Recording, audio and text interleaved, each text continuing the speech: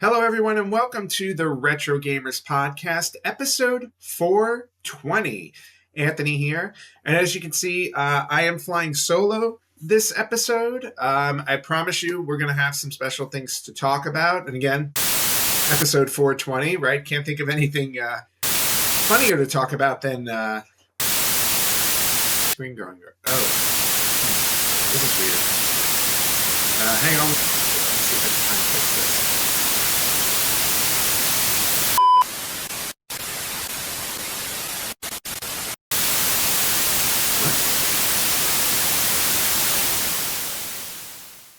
Oh! Hey everyone, welcome back to another episode of the Retro Gamers Podcast, episode number 420. Larry here. No, just no. No. What is going on? What is going on? Where have you been? No. Where have you been? I've been sitting here since January. Finally, you decide to zoom in on Zoom. Oh, all right. So 9 months of waiting has led to this. I need to talk to Zoom. I need a refund. Last time someone waited 9 months for me, I don't think they were that excited anyway, so it don't matter. And yes, I know. I've asked her about that. Well, Anthony here. And as you can see, somebody has crashed the party. Larry, welcome back to the show. And you have absolutely, well, you do actually have no idea how happy I am to be back on the show. This is phenomenal. We are already back into old hats as far as before recording. You know, you're talking about the 45 minutes of setup. Running late. Absolutely. That's exactly what I'm talking about. But no, I've been waiting for this, and I'm very happy to be back, because I mean, there's no better what we're going to be talking about. There's going to be nothing better than, you know, exactly a reason why I'm back. Oh, excuse me, just need to stretch a little bit. Yeah, just stretching a little bit, right? First time you stretched today, right? First time I stretched in a long time, brother. Or all month, or since you left the show, whatever it is. Yeah, Larry, it's been far too long. I know you ditched me at 400. You vowed never to return, and yet here you are, back again. I have a stone outside, a stone that says that never to return. So never to return. Well, yeah, that was the gravestone I sent you as a party gift. Yes, which is odd. Yeah, just put the years out. It was like 2015 to 2025, whatever, 2024, whatever it was. However long we've been doing this, but no, it's really I'm really happy to have you back on the show. I think again, like you said, it's just like old times, getting ready before the show, and now filming this. And I again picked the perfect episode, and probably the perfect number for the episode 2, episode 420. Here we are. And before we get into the topic for today's show, because we are gonna it's gonna be something that's gonna make Larry very happy and me very not. So has been for 30 years, which is just fitting. But before we do that, Larry, I want to go into the way we used to open our show, which was always our shopping trips. Yes. And I know you haven't been on the show in a while, and I don't know what you've been doing gaming wise. I do know for a fact that your whatever the N64 analog thing is called, I know it still hasn't shown up yet. Don't even get me started on that, honestly. I mean, like, it was supposed to ship like in February, I think, and then third quarter, now fourth quarter. I don't know what's going on, but that's the newest things will be coming in. Yeah. Some eagle eyes might be noticing that some stuff, as much as much purchasing, but as much as some stuff might be downsizing a little bit. I was just gonna say the shelves are starting to get bare. I actually see the back of the shelf in places. It's very interesting. The wall is blue. Yes. No, I got to be honest. The only big thing I bought since I was last on this show would be the Switch 2. That's pretty very nice. Well, and how is the Switch 2? Because I don't have one yet. I'm gonna be honest with you. The Switch, I love the Switch 2. It's definitely like faster. It's like getting a new iPhone. You know, it's faster. Everything processes more. Okay, yes, maybe not as many like Switch 2 exclusive games, though. Mario Kart World, I think, is phenomenal.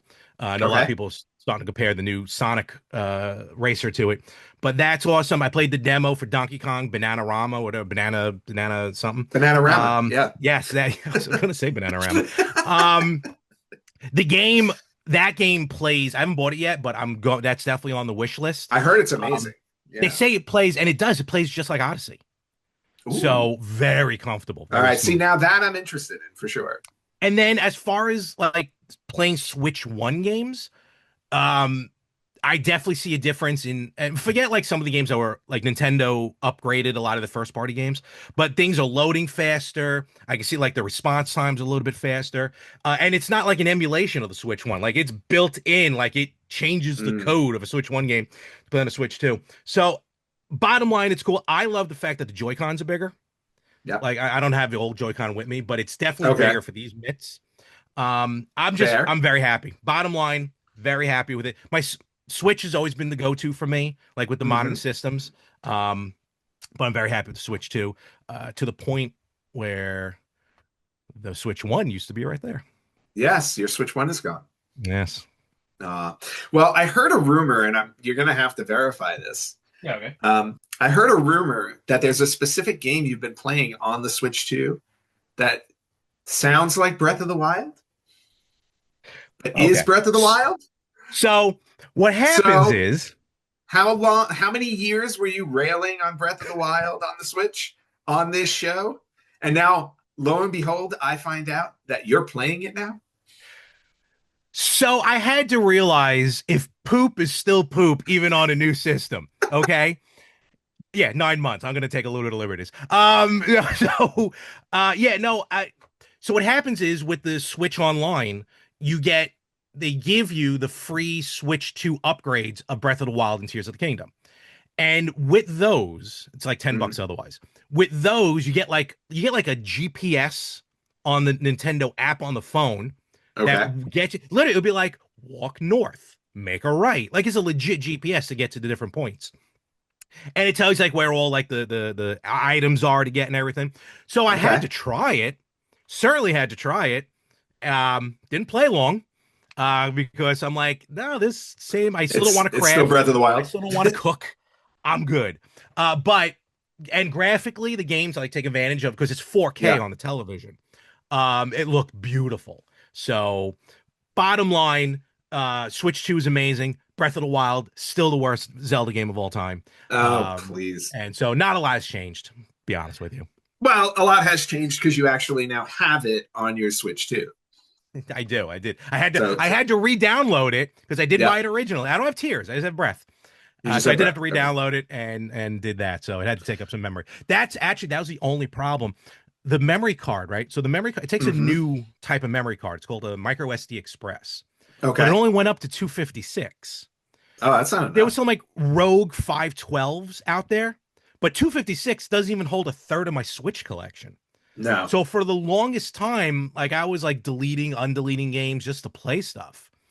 To be fair, on board is also 256. Okay. But finally, Lexar, I think, dropped a 1 terabyte micro SD card.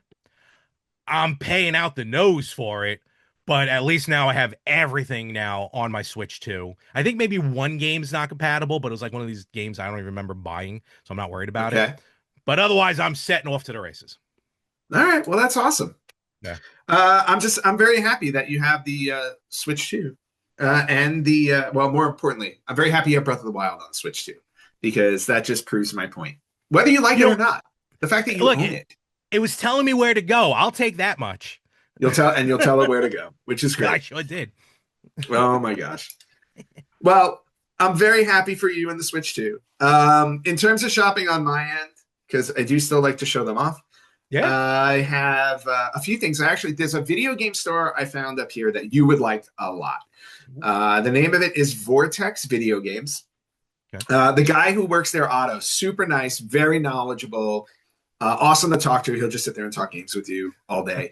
But the store itself is loaded. Like anything you're looking for, I think this is like the place to find it.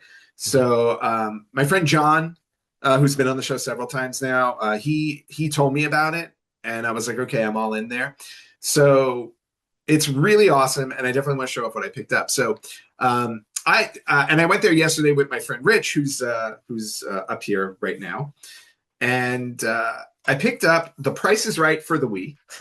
Yes. So I have The Price is Right Decades. I did not have the regular Price is Right. So I was like, you know what? Let me just complete the pair. So I grabbed this for fun. Great game. What? Great. It's such a fun game. It's a great game. Yeah. The next one I got, Rich actually grabbed it off the shelf and said, have you ever played this? I'm like, no. He's like, you need to buy it. And I'm like, why? And then he showed me something on it. So it's a game called Boom Blocks. I don't know if you've heard of this one. No, but I don't know why it looks familiar. So the game says throw, grab, and blast your way to victory. 300 levels set in 5 action-packed worlds, single player or multiplayer, co-op, and versus, with up to 4 players at once. And I'm like, okay. I go, so it seems like a action-packed puzzle-y kind of thing. Mm-hmm. But what was interesting about it is that he said, look at the top of the box. And I'm like, I look at the top of the box and I go, what does it say? A Steven Spielberg EA game. I'm like, what? I'm like, what is Steven Spielberg doing making a game? So that upped the intrigue. And then to cap it off, I bring it up to the desk to buy it. And Otto looks at it and he's like, have you ever played this game? I'm like, no. He's like, this game is phenomenal. And I was like, yeah. I go, my friend just told me, he literally handed me and told me to buy it. So I'm like, okay, so I got to check this out like really, really quickly. All right. Everybody's talking about this. I don't know. Maybe if I can record some gameplay, I'll show it off. The other ones that I got were Seen It.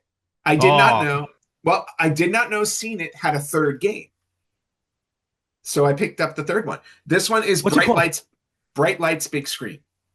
I might have remembered that one. So there was Seen It box office smash, and then Bright Lights Big Screen. So you know what? That one. Yeah, that one I might have gotten. That one I might have bought digitally back then because I think there's one. I think there was one more, but that was owned. But now that the shop is down, you can't get it. I think there might have been a digital only. Oh no, okay. Maybe there's a digital only, but there is one more that I will not add to my collection, and it is Seen It Twilight. Was there really a Twilight game that came out like that? I never knew. There was a Twilight Seen It, and I'm like, I don't want it. No, I didn't even know that. I didn't even know that came out. Okay, fair enough. Right. And then, 2 more I have. Naturally, we all know the Mortal Kombat Legacy collection is coming out in October. Cannot wait. Which I'm really looking forward to. Yes. So what am I doing? Like a dum-dum? I'm buying all the Mortal Kombats that I don't have in my collection before I buy the Legacy collection. All right, you're buying the ones on Legacy before Legacy. Yes, and then I'm going to buy all the Legacy ones. So I picked up Armageddon. Great. Mortal Kombat Armageddon from it. Yep. You know, the one that I'm looking for that I can't seem to find, at least when I'm going to the store, is Deception. And I want Deception in my collection. So anyway, but I grabbed Armageddon because I needed it. And then last but not least, when Charlie and I were doing the Super Mario Brothers 40th episode a couple of weeks ago, I went to pull all my Super Mario Brothers games out of my collection to show off on the show. The original one, all the the NES one, the Famicom one that I have, like not Lost Levels, the All Stars on Super Nintendo. I just want to show them. While I'm going through my collection, I go, something looks like it's missing, and I'm like, where is this game? And I'm looking around, and I'm like, how do I not have this game in my collection? And I looked at my app to look at my collection, and I'm like, I don't have this game. I didn't have Super Mario Brothers 2. What? So for real? It just holy cow! I just didn't have it there. I've owned this before. Well, yeah, and you know what? And in my 10,000 moves that I've done, I have lost games along the way, and maybe this one just was one of the ones that fell out. But I definitely did not have it, and I looked all over the place. I go, I don't have this game, so I picked it up. Crazy. Yeah, this was like criminal. For real. Mario Brothers 2. So holy cow! Maybe you were thinking. Because I'm sure you have Super Mario USA, which is that game for the Famicom. Yes. Yeah. Okay. I have Super Mario. I have Super Mario USA. Yeah. And I have Super Mario Brothers 2 on the Famicom disk system. Yes. But I just did not have this. That's wild. So okay, fair enough. So I added that, and that completes my collection. Awesome. Yes. The Retro Gamers Podcast is brought to you by Old School Gamer Magazine. Sign up for as little as $20 per year for 6 issues that include feature articles, interviews with retro programmers, new and old product reviews, and more. If you look carefully, you'll even see an article or two penned by yours truly. You can head over to oldschoolgamermagazine.com/retrogamerspodcast and sign up so they know where you heard about it. Old School Gamer is dedicated to you, the old school retro gamers from the arcades to your home. All right. And now we have arrived at the topic for the show. There is nobody I could have had on the show other than you to talk about this. And I'm not talking about it because I want to. I thought you were just going to stop. I'm not talking about it. I'm not talking about it. End show. No, we're talking about this topic because it has resurfaced like the classic horror movie villain who will not die. This is the Freddy Krueger. This is the Jason Voorhees. This is the Michael Myers of the video game industry. Today's topic is the Nintendo Virtual Boy. Yes. I love this. This is worth coming out of retirement. I went into semi-podcast retirement for 30 minutes, but that's a different story. But now then I went back into retirement, and then you opted. Then when I saw this happen, and I'm like in my head, I'm like, oh, please have him call me. Please have him me on the show. There's no other way to do this. There is no other way to do this. No, there is no other way to do this. First of all, you have a lot of new followers and a lot of new listeners, which is, and I've said it before, often I'm going to say on air, I'm so happy for you and what you did with this show. When I left and you took it over completely, I cannot be more happier. But there's a lot of people now who I'm sure this is the first time you even uttered those words, maybe let alone the letter V on this show. So maybe just a quick background. Well, first, quick background to us. We really didn't get into that yet. Super fast. We haven't. We've known each other for 30 years. Me and Anthony. We met in high school. Over 30 years now. Oh, you're right. Over 30 years now. Yeah. So we met in high school. I was a freshman. He was a junior. And that's where everything took off. First time I went to his house, I got mugged. So that brings everything up to speed. So 30 years ago, that's also, I didn't even realize this is how big of a fan I am. It was the first year I'd known you, this happened. Yeah. And 30 years ago, this was released. We're doing a 30th anniversary of the Virtual Boy. We're doing a 30th anniversary of the Virtual Boy. It was released August 14th, 1995 in the U.S. Yeah, so I purchased it shortly thereafter. I don't know if I bought it day one. Well, excuse me. I know my parents bought it day one. But I got it quickly thereafter. Now, this is a true can be story. I get the system. I set it up. I'm at my house, loving it. I'm like, all right, let me go over to Anthony's. I'm going to bring the Virtual Boy. He's going to love this. I bring it to his house. I set it up on his dining room table. Yep. He takes his glasses off. He sticks his head into it. Not 15 seconds into Mario Tennis, you're like, this sucks. That was like, I think that might have been a direct quote. And you've legit not liked this system from day one. I didn't like it from second one. Forget about day one. Second one. My eyes went in it. Well, and part of me at the time thought it could have been because I was wearing glasses. Like maybe this thing wasn't meant for people who can't see very well. It said, I remember, I don't know if it was Virtual Boy or the instruction booklet, said 10% of the people back in 1995 or 1996 will not be able to see 3D. So congratulations, Ant. You're part of the 10%. I am part. You know what? I've always been part of that small group, that upper echelons, as you would say. But yes, no, I stuck my face in there. I looked at it. I said, this sucks. This is not 3D. This is all red. Trash. You had me set it, put it right back in the box. I think you kicked me out of the house. You know what? I should have. And that should have been the end of the friendship. But no, that's not what happened. So yes. So we are quote unquote celebrating the 30th anniversary of the Virtual Boy. It did come out a month ago, but I did not want to give it its due. But then Nintendo decided to swoop in and ruin that moment of gloss over with their announcement on the Nintendo Direct about the new Virtual Boy attachments. Now it's been a little bit. Yeah, no, it's been a little bit since I had a chance to watch since I've been able to watch any podcast. So don't take it personally. Yes. I haven't been able to watch anything. No, it's fine. I'm always offended. No, that's true. Do you allow cursing now on the show or anything like that? I do not allow cursing on the show. All right, so same as we did before. Yes. Okay, no problem. So this news dropped on the Nintendo Direct, and I love this. You have no idea.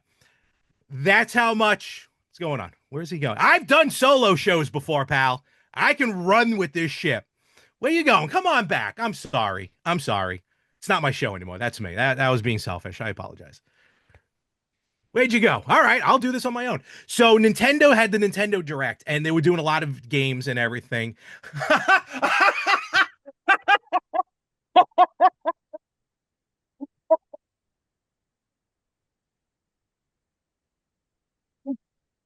I legit forgot about that.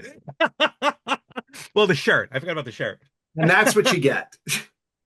Oh, Charlie, Charlie, Charlie. I never forgave you for VB that one. sucks. Yes. I think we've That is, resurrected VB sucks. We've yes, definitely resurrected VB that sucks. is an OG product that we used to sell. VB It sucks. Holy is. cow.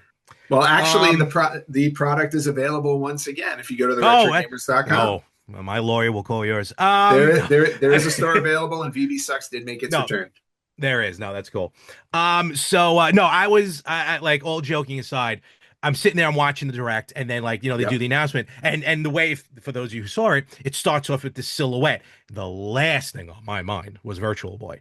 So like, I'm like, is this Turbo Graphics maybe? Like, what is this? And they Hmm. pan out, and then like bam, bam, bam. I know that wasn't the music they used, but that's like from a movie I remember. Right. And then Virtual Boy, and I legit jumped out of my sofa and almost hit the ceiling. I was like, this is amazing. Yeah, I like that's it. That's like the words I can say. This is phenomenal, and I Hmm. still think this is a great move on Nintendo. I would say 8 or 9 years too late, but and I can get into that in a moment. But Okay. I think right now, with allowing these games to come out for a generation who's only heard horrible things about the Virtual Boy and now can Exactly. experience how wonderful, Horrible. great, and Terrible. enjoyable Awful. some of Terrible. these games will be. Um, Disgusting. Great part on Nintendo to do this, I Vomit think. inducing. All I right, have lots of we adjectives I could use. we get the hashtag. Good God. But no, you literally, I've probably, and this is no joke, I've probably rewatched that, when they isolated Yeah. just the Virtual Boy announcement from Nintendo. Yeah. I probably watched it about 10 times on YouTube and 4 times on the Switch too. I can't get enough of watching it over and over again. Yeah. Well, and I can understand that. I can safely say that I watched it once. Um, after Because my you couldn't stomach believe was it. well, no, after my stomach was done turning, I just walked away and moved on with my life because this was probably one of the worst announcements in Nintendo history, aside from the original release. Between I've got three announcements from Nintendo, or three things from Nintendo that I think were probably their worst things in history. One were the games on the Philips CDI.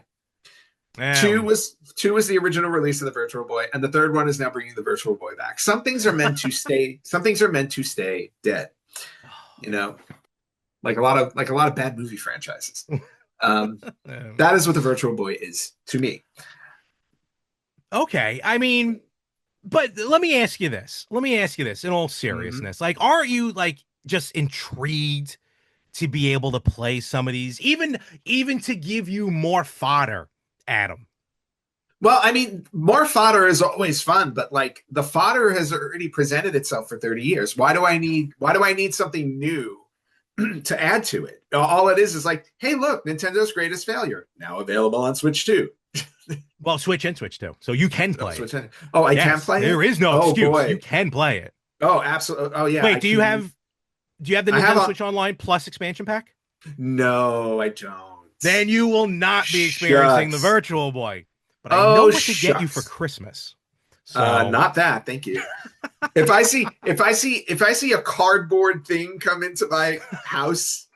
By the way, how was your Nintendo Labo? That was another success. oh well, that was another thing I was thinking about. The only Labo I have left is the 3D Labo, and I still have it somewhere. Yeah. And I also bought like a third party 3D set, so like you can Hmm. bypass the Labo when that was a thing. So I wonder if you can use that. Like if people have the five of us who still have that 3D Labo, Yeah, like like if we can why do you need this? Why do you need the Virtual Boy exactly, Lab? Yeah, one because it's the same thing. exactly. Hmm. And now let's talk about that part. So Yeah. obviously I'm watching like if I could somehow try and do it in real time, I'm watching the Virtual Boy announcement, and then Okay. I go, wait a minute. okay, they're bringing back the Virtual Boy games, but how are they going to get that 3D aspect? I figured they were going to go straight 2D. Okay, Right. you're not going to get 3D, but at least you can play the games. Hmm. But then, as if the icing on the cake wasn't good enough, let's put that gold leafing on there that just makes it pop even more. Yeah, they call that To cyanide. to play these games, I'm going to ignore that. To play these games in 3D, you do need to purchase an additional accessory. Uh-huh. One of which Anthony just mentioned, which is a basic cardboard thing that you slip over the Switch and you hold it up to your head, which is actually more convenient than the original Virtual Boy if you think about it. That is correct. You just hold it to your head and you use the Joy Cons. The other one, Mhm. which I will probably take the whole day off from work to make sure I get this on pre-order, is an actual Virtual Boy unit, we'll call it, that you stick the Switch or the Switch 2 into, you Yep. duck your head into it, and it will play in 3D. I Basically, wow. basically exactly the way the Virtual Boy was originally planned to Yup. play, that failed miserably. So let's do that again. When I saw the unit, I again, I'm this is not a Yep. bit for the show, folks. I was so happy to see this. And I was not.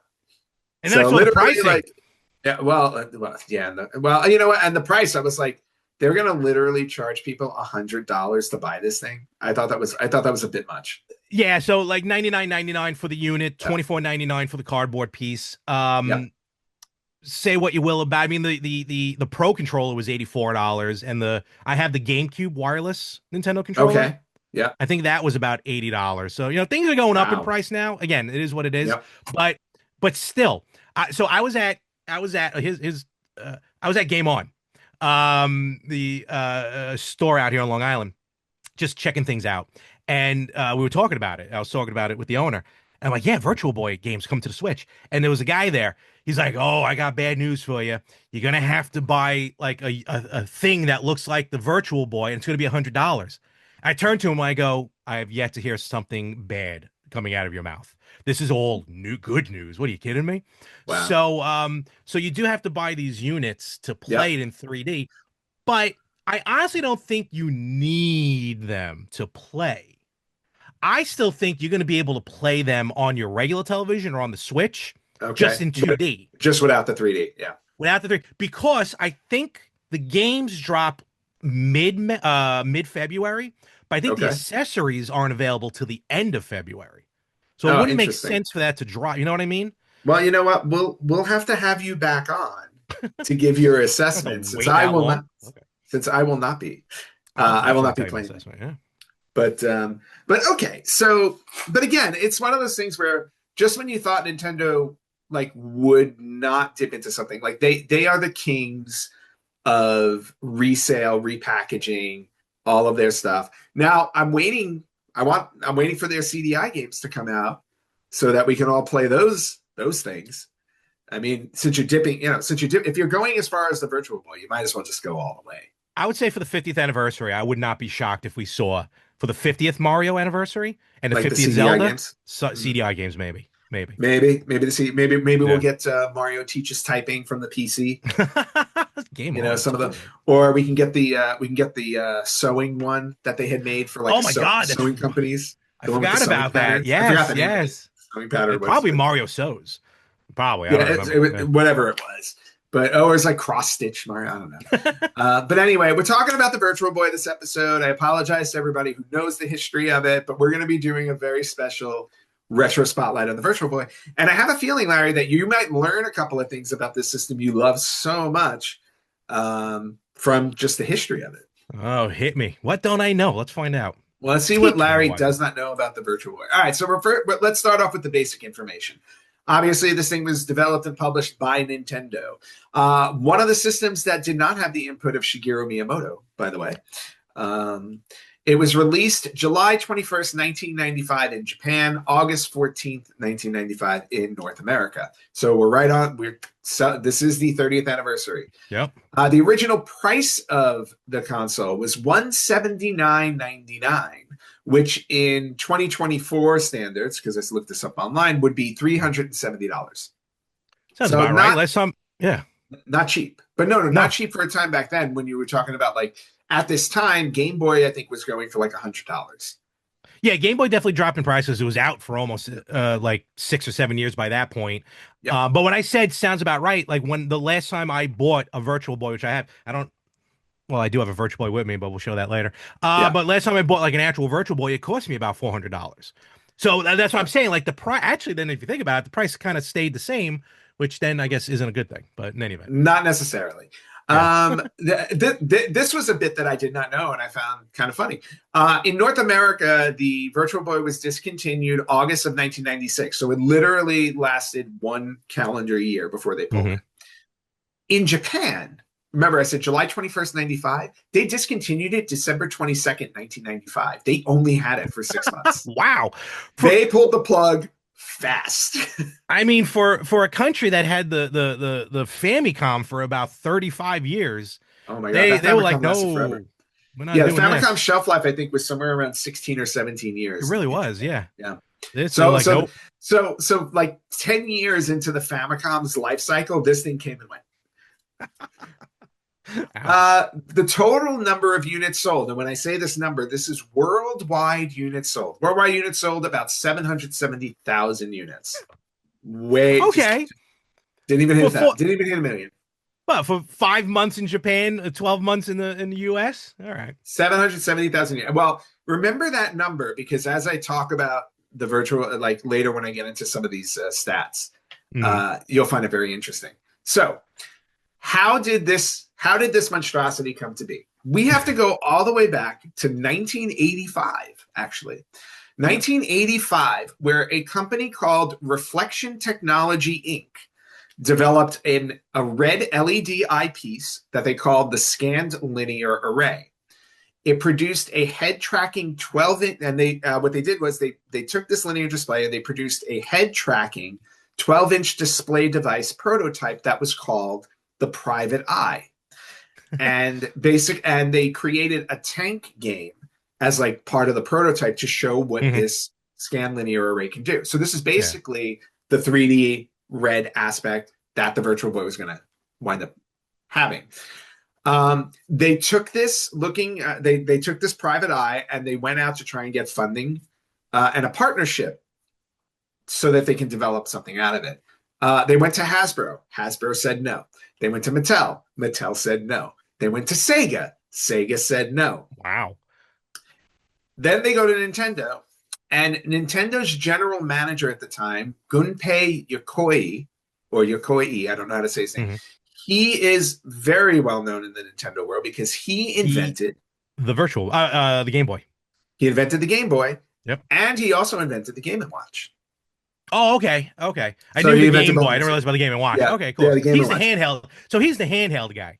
He's the handheld guy. So when Reflection Technology went to Nintendo, he saw the potential of this in terms of innovation and creativity, which is what Nintendo always tries to do. They don't stick to just what works. They do take chances. So they signed an exclusive agreement with RTI, and they decided to start working on something with this technology. The project was codenamed VR32 because the plan was it was going to be a 32-bit system, and that's what it wound up being. They went into development on it for 4 years. So the deal happened somewhere around 1990, 1991. So not too long after the Game Boy was around, because the Game Boy came around late 80s. 89, yeah. Yeah, 89. So 4 years in development with this. They had, at the time, they had at least 3 research and development teams at Nintendo. So R&D 3 was actually already working on the Nintendo 64 at the time. So one of the other R&Ds were working on Project VR32. They decided to use an LED screen for the Virtual Boy because they found out that the LED screen was cheaper than an LCD screen. A color LCD screen would have wound up with a $500 console if they used LCD. So they moved away from which is just unaffordable.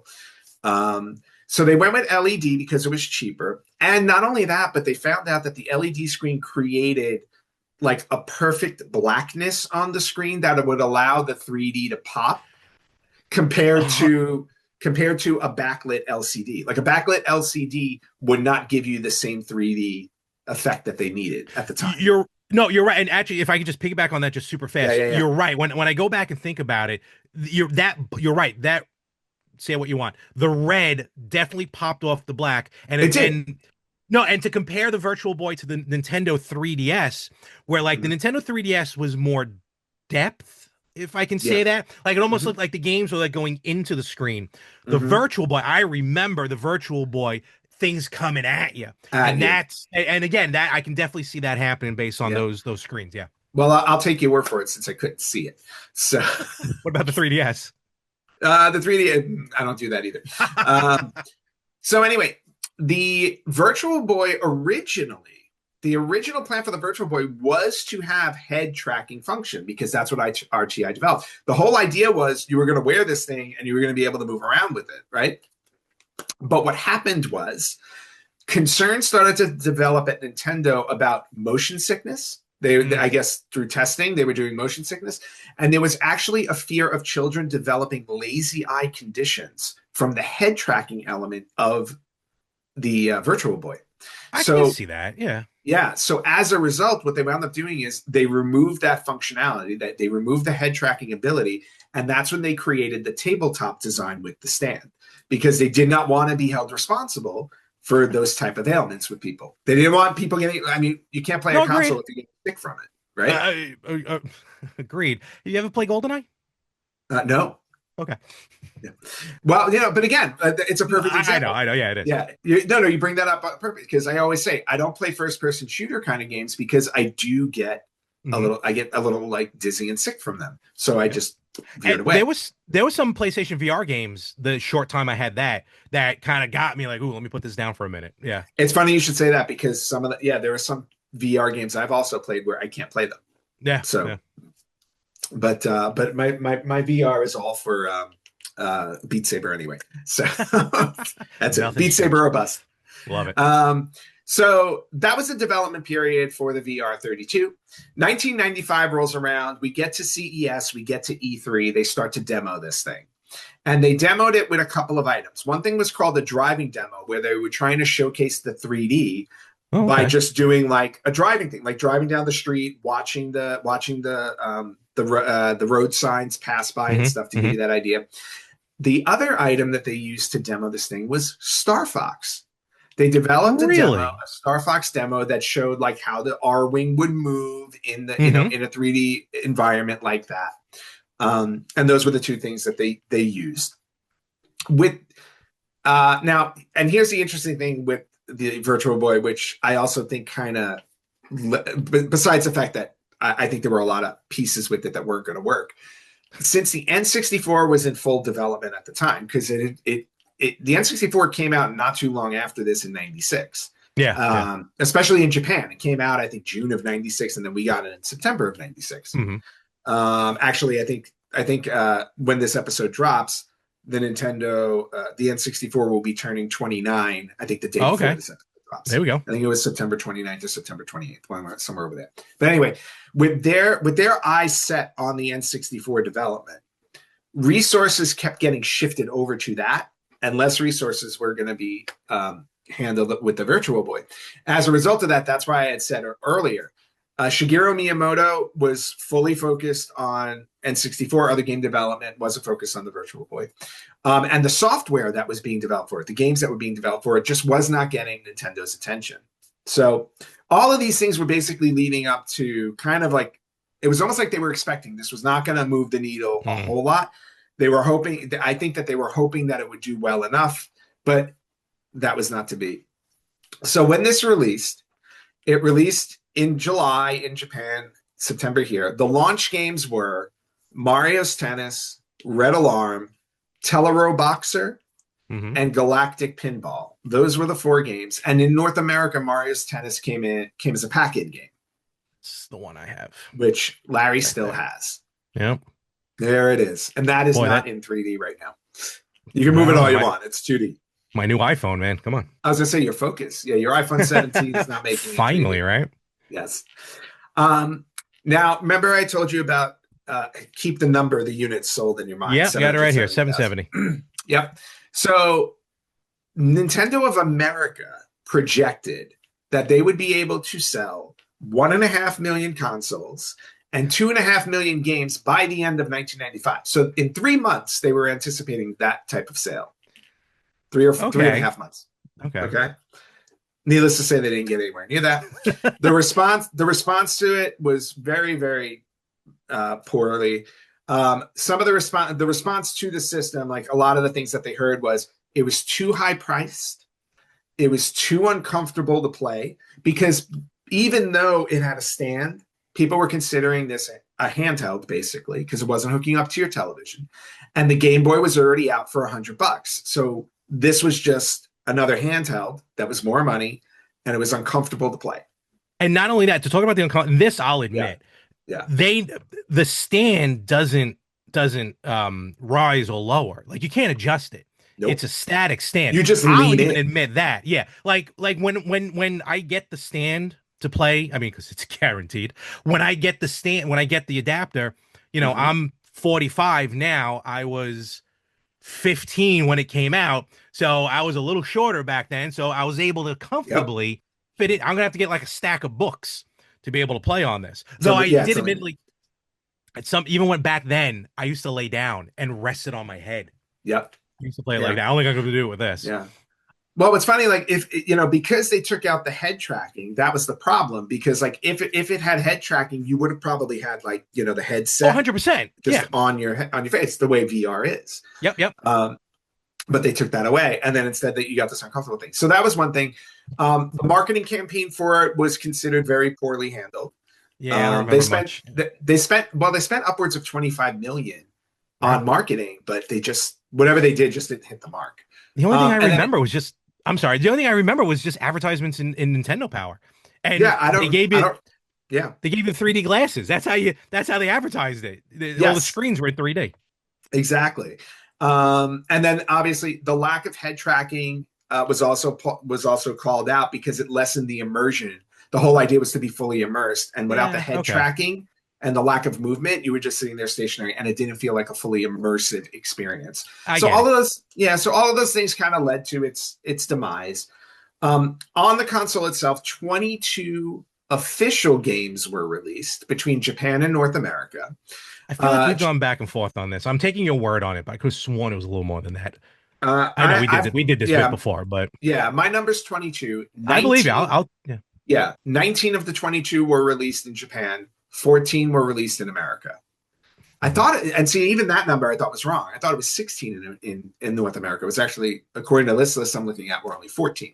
So here's what's funny now with the only as far as I know, only 14 games are going to be released on the Switch for the Virtual Boy. And maybe it's all the US ones? No, 3 of them at least I think are Japanese. I'm going to go through the list when we're done, but that now makes me question all that. All right, go ahead. So the last games to be released in Japan on December 22nd, when they discontinued it, there were 2 games released on December 22nd. SD Gundam Dimension War, which was a tactical role-playing game, and Virtual Bowling. Those are the last 2 released in Japan. Neither of those games made it over to the US. The 3 games that Japan did not release on the Virtual Boy were 3D Tetris, which ironically was, I believe, the last game released in the US. That was it was March of '96. That was the last one that came out. So 3D Tetris, Nestor's Funky Bowling, and Waterworld were not released in Japan. The US got those 3. And then the ones that weren't released in North America, there were several. A majority of them were all more the Japanese. Although Space Invaders Virtual Collection, you would have liked, I'm sure. Well, that looks amazing. I totally forgot Waterworld came out on the Virtual Boy. Totally. Yeah. That's the only licensed movie game that came out on the Virtual Boy. Yeah. Yep. Yeah. And then of all the games on the Virtual Boy, and we've talked about this before too, I think the most well-received one was Virtual Boy Wario Land. I'm not just saying this to be funny. I put it in like a top 10 list of all-time platforms. I remember you saying that. It's phenomenal. Yeah. So 22 games total from what I did I say 22? I said 22. Yes. Right? Yeah. So 22 games total that were released. I tried to look up some fun facts Could not really find anything fun. But I'll say this. Now I'm taking it personally. No, I'll say this much. This was a fun comparison that I saw somebody post on one of their articles because I read a bunch of stuff about the Virtual Boy. But remember the N gauge? We talked about the N gauge all the time. Love the N gauge. Always wanted one. Yeah. The N gauge, which was also a commercial failure, sold better than the Virtual Boy. Did it really? Both versions of the N gauge? Yeah, the N gauge sold 3 million units total compared to 770,000 Virtual Boy. Wow. And the most interesting thing though that I did find about the Virtual Boy are the games that were canceled on it. There were a total of 34 games that were either in development or getting planned that were just not, that wound up getting canceled. And I have a list of the ones I highlighted, like a good 10 or 12 of them. Okay. That were supposed to come out. Okay. There was going to be a Bonk game on the Virtual Boy, like Bonk's Adventure. Yes. Galaxian 3 Project Dragoon. Okay. Mighty Morphin Power Rangers. Really? Yep. That would be cool. Virtual Bomberman. Okay. Worms. Worms was going to do a game. And then here come the more interesting ones. There was going to be a Street Fighter 2. Okay. On the Virtual Boy. Donkey Kong Country 2. Really? Yep. GoldenEye 007 was planned for the Virtual Boy. That would have been awesome. That would have given you the full 3D. There was talk of doing a Mario Brothers Virtual Boy game, not platformer. There was a platformer plan. Virtual Boy Mario Land. There was some type of Virtual Boy Mario Land played it. Mario Brothers Virtual Boy was going to be the original Mario Brothers game. Ugh. Redone for the Virtual Boy. Yeah, I know you don't like that one. Because they used it as a demo, Star Fox was also eventually planned for the Virtual Boy as well. And finally, Virtual Boy Mario Kart was on the table. Wow. Which would and that's just, like I said, that's just like a dozen of the 34 that were planned. No Zelda. There was no Zelda on this. No. Shocked. I wonder if they just were having trouble trying to figure out how to do a Zelda game. Yeah, no, you're right. That'd be a little tough. Yeah, with just the red, Well, they did it fine with green. I get personal when people say red. All right, the Game Boy's in green.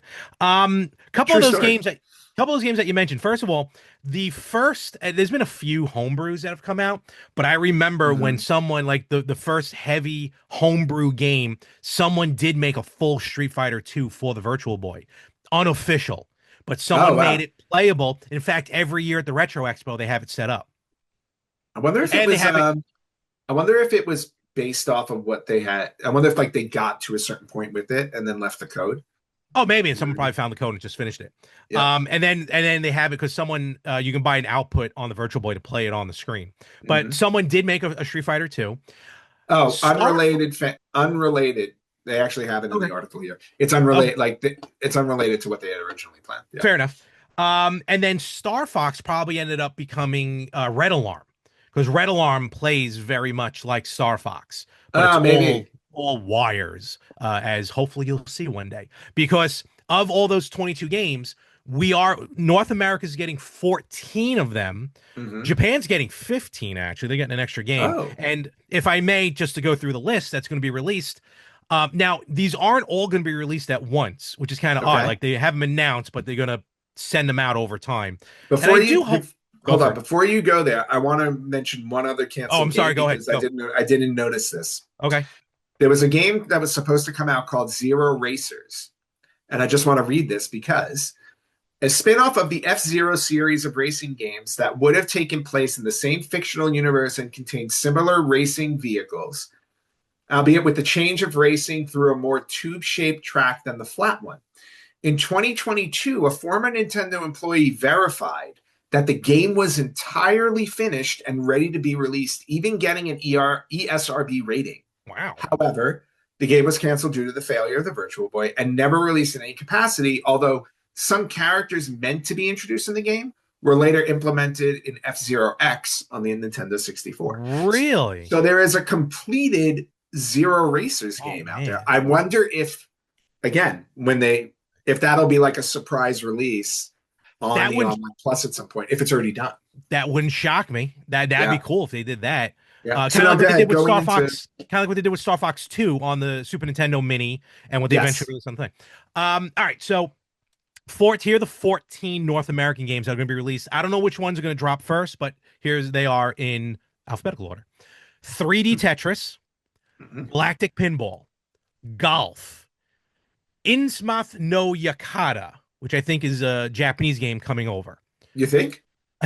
Jack's Brothers, which I think also was only released in Japan. No, it was But released in the oh, US in was it? All right, my October. bad. October 95. I have I that think here. I think that's one of the really pricey ones nowadays. It's super Um, expensive. I looked yeah. that one up. Oh yeah. Yeah. Mario Clash, Mario Of Tennis, course. Mario's Tennis, excuse me. Red Alarm. You mentioned before Space Invaders Virtual Collection. We're getting that one. Mm-hmm. Teleroboxer, V Tetris, Mm-hmm. Vertical Force, Vertical Bowling, and Virtual Boy Wario Land. Mm-hmm. The 15th game Japan is getting is Virtual Fishing. Ah, yes. So Okay. now, of the 22, I mean, these are Oh, basically, yeah, Virtual Fishing was their pack-in game.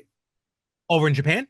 Yeah, I think so. That makes sense. Okay. Well, because I'm looking at the. Oh no, I'm sorry. Oh no, sorry. The publisher's name was Pack-In Video. Okay, never mind. Fair enough. Hold for edit. No. So and I'm gonna be honest with you, these 14 games are the 14 games. Like I'm trying to think off the top of Mm-hmm. my head without If there were looking at any the others. list. And I can tell you right now, I think I only had maybe 6 of these. I only had like 6 or Yeah. 7 games. I didn't have a lot of games. I The, can the definitely only tell. Yeah, the only other one I can think of that might be interesting would be Virtual League Baseball. that'd be interesting. Make a That would 3D be interesting. baseball. I mean, But that I was can on both. That was on both system, the Japanese and North America. the games I definitely had was Vertical Force, Red Mm-hmm. Alarm, Mario's Tennis, Mario Clash, Golf, and Wario Land. And I Wario Land. think those are Mm-hmm. I might have had Teleroboxer. I don't remember. So for me, this is my collection. This is exactly what I had growing up. Mm. So this is again. I think it's great. You got to look at it akin to when plumbers don't wear ties. When Limited Run released plumbers don't wear ties. Like really, Yeah, you are exactly correct. You're the exactly worst. right. We're always talking about what I think we talked about it once years ago. There's only like 80. Oh, no, excuse me. 80 something percent of every video game ever made are like lost to Yes. the ether. You know what I mean? Mm-hmm. So even the bad ones, at least this is going to be available to play, which Yes. in a historian's point of view, fantastic. In Anthony's point of view, hot garbage. Hot garbage. But be that as it may, I'm looking forward to it. I can't wait. Yeah. Well, and no, and to be serious for a minute, I am a big proponent for protecting video games and making sure that they don't fall into the ether, even the bad ones. As Larry said, I do own Plumbers Don't Wear Ties. If you look over my left shoulder, you'll see Night Trap sitting up on my shelf because I've already got my background set up for October. So no, I do agree. I do think that these things need to be kept and saved and stuff. Repackaging them for sale is fine. I think it's just the Virtual Boy for me never worked. Mm-hmm. It was just not. I like Larry said, I was one of those 10%. But on top of that, like again, I think the fact that because Nintendo was so focused on the N64, you can tell that they did not give this probably the attention it really needed, and it became basically what was just to give an equivalent. I would call this like the 32X of the Nintendo era at the time, where it was like, Okay, we're going to throw something out. Maybe it'll work, maybe it won't, but we'll see if it flies. And it was really just kind of a novelty that they didn't really put the attention into. I can see that. I can see that. Let me ask you this. And now you got to put yourself back into your shoes as 15 or 16, however old you were. I know you're a couple That's years older okay. than me, I acted the same exact way as I do now. No, not that. No, that I know. But if I never brought the system over to have you try, did you have any inkling? Because back then we used to buy we basically bought stuff almost sight unseen back then. Pretty much. But like, what was your? Because I don't remember us talking too much about maybe we did like during lunch or something in high school. Yeah. But did you have any interest? And then I completely shut that down once I brought it over. No, I didn't have any interest in it whatsoever. Yeah. And you know what? And I think the reason why was, remember, I wasn't a Game Boy player. I didn't do the handheld stuff. Yeah, I know why too. Yes, the screen was too small. Screen was just too small. Look, no one else gives you problems on the show. I'm going to. No, that's perfectly fine. You can give me all the problems. Yeah, I did not like small screens. No. That was the first thing. The other thing was, at the time, I was fully invested in the Super Nintendo and the Sega Genesis. That's true. There were so many games still coming out on those that were just top-notch games. I mean, you gotta remember, 1995, we were still getting stuff like Donkey Kong Country, Super Mario RPG, like things like that were still like getting made on this system with the N64 on the horizon. Yeah. And not only that, Sega Saturn and Sony PlayStation were happening at the same time as well. That's true too, yeah. So there was so much stuff going on that the Virtual Boy to me just it wasn't a blip on the radar for me. It's fair enough. Yeah. Fair enough. Have you ever purchased a Virtual Boy? Have I ever purchased a Virtual Boy? I believe the answer to that question is no. I think technically you can't. Oh no, I did. No, you purchased a Virtual Boy when I have a Virtual Boy. You have a Virtual Boy, but we did a bet. We did a bet years ago. We used to do these bets every year. Yeah, I don't know why I kept doing them. Where the loser bought a Virtual Boy for the winner, and you lost, and you bought me a Virtual Boy. Oh, there we go. Oh, you cracked it like a lobster. Oh. Oh, you had to? That last piece? I think it's officially dead. And you ended up giving it back to me. You were gracious enough to give it back to me. I gave it back to you. I love the Virtual Boy. I gave it back to you as a birthday gift. Yes, I have it here. So let me show you the Virtual Boy that Anthony got me. And I look at this often, even today, and it reminds me of how you feel about me. And it shows the strength and value of our friendship. So this is a Virtual Boy, or part of the Virtual Boy, that Anthony gave back to me. I will just show the rest here. There's the rest. Yeah, put it over there it is. No. Whatever's left of it. Yep. And what I like is that you kept it in the same mailbox. I did. No, you have no idea. In the same package. So here we go. I can do it. Here, look. Yeah. You got the little red thing? It's like Splinter in Turtles 2 with the TGRI thing. He just like puts them together. Yeah. There you go. So do you think this was your origin? You think you can use that for your Switch instead of getting into the new one? Someone get Jack on the phone right now to hot glue all this back together. We're just gonna hot glue that Switch back together. Yes, that is what is left of the Switch I gave Larry. And I'm sure you can go back and find it. It was wicked. It definitely was. And you can find that everywhere on our site. I don't remember what episode it was. It was like 160 or 180 something. It was definitely early on, but there's also a flashback clip of it on our YouTube page. Oh, that's not there you go. Poke my eye out. So please don't injure yourself with the broken Virtual Boy. So that's the Virtual Boy. But you do have. But now that you mention that, though, you do have an actual Virtual Boy. You bought. No, I do. It's packed. It's packed away. I didn't get a chance to take it out for this. I would have. But you have it. But you have it in box, right? Wow. Yes, I do have it in box, and the mess I made here right now. I'm just moving all this out of the way. Yeah, clean up on aisle 3 later. The final thing I'll mention is this on the Virtual Boy on my end. I did find it very interesting and innovative, and to this day, I still don't know why they made the choice. The controller. No one talks about the controller of the Virtual Boy. Everyone talks about the games and the headset and everything. The controller, without getting into it, it had like two holders on it, but it had 2 D-pads on the left and right side. It had A and B buttons as well, but it had 2 D-pads. And it was just weird. When I say weird, not hard to use. It was just interesting to use for the first time when you're doing that with 2 D-pads. So, and the other thing about the controller itself too was that it was kind of a precursor to the N64 controller, because even though it didn't have anything really going on, it had the middle piece as well. So it had that M shape to it. It did, because that's where the battery went. Actually, the battery plugged into the controller. Right, exactly. So, but that's what I'm saying. It's like it does kind of resemble. It's like a weird N64 looking controller. And the Joy-Cons, because when they announced this, I'm like, oh, how are they going to recreate that double D-pad? But the Joy-Cons fit right into that, so it's going to be the way the buttons are on both sides. So bottom line, we got till February. See how this is going to go, and hot daddy, I cannot wait. I'm so happy you're excited. I am not. But any other closing thoughts on the Virtual Boy? No. Again, I'm just happy We that covered it all. Nintendo's bringing it back. I'm happy. This is what I wanted to mention. I wanted to mention earlier when I said it's like 10 years too late. In all Mm. honesty, Oh though, yes, why they didn't do this on the 3DS is beyond me. I true. mean, the 3DS was perfect for this. They could have sold Yeah. one or two carts, like best ofs, to Hmm. put the games on, throw them in there. Now, the only thing I've ever modded was my 3DS, and I modded it so I can play Virtual Boy games. And based on the mod, playing the Virtual Boy games on the 3DS without a headset, without glasses, without having to do anything, again, such a missed opportunity. But Mm. at least, pardon me, at least we're here.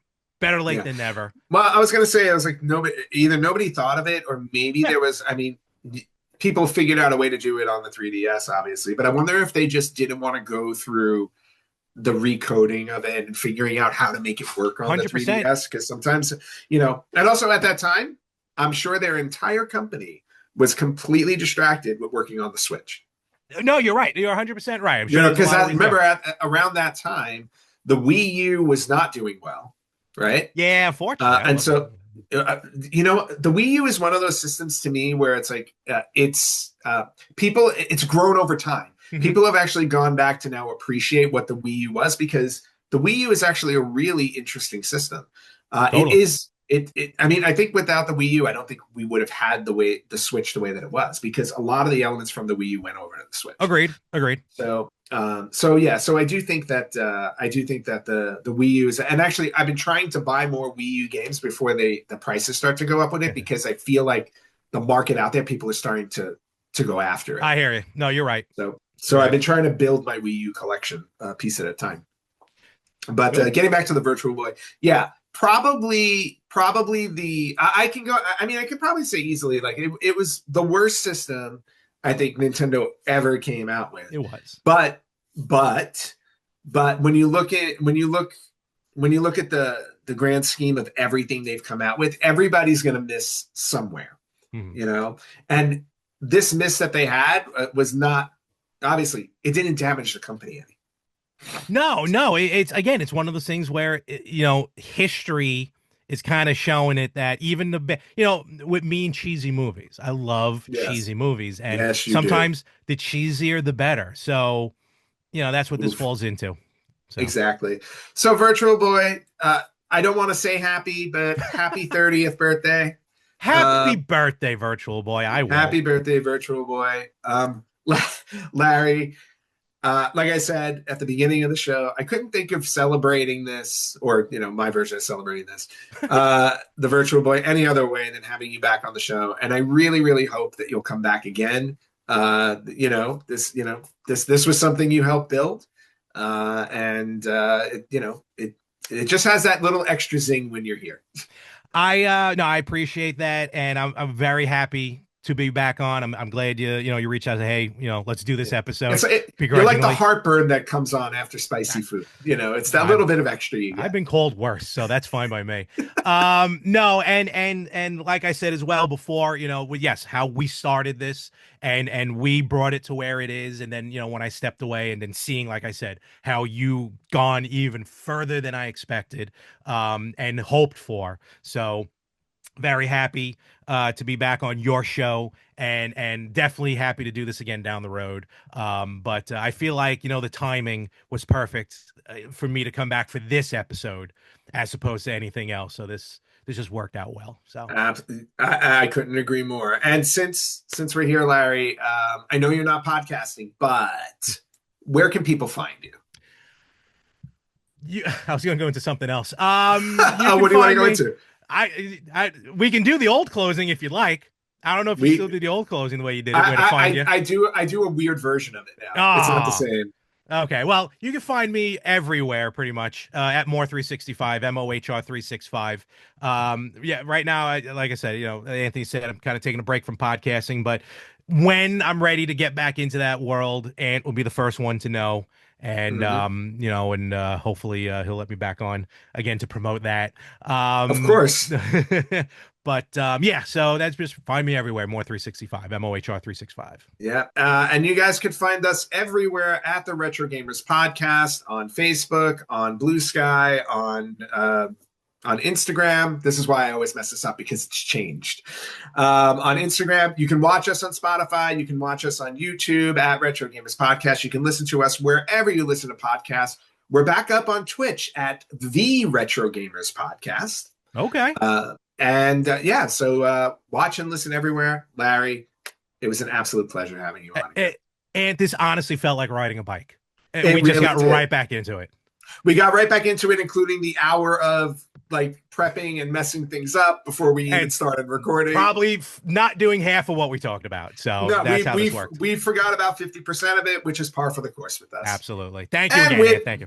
And with that, Larry, would you like to close the show like you used to? All right, folks. And have a wonderful week. You have a wonderful week as well. Have a wonderful 2 weeks. That's right. Wonderful. I forgot about that. Yes. You do the same. And we'll catch you everywhere. Well, Anthony will catch you everywhere in 2 weeks right here on the Retro Gamers Podcast.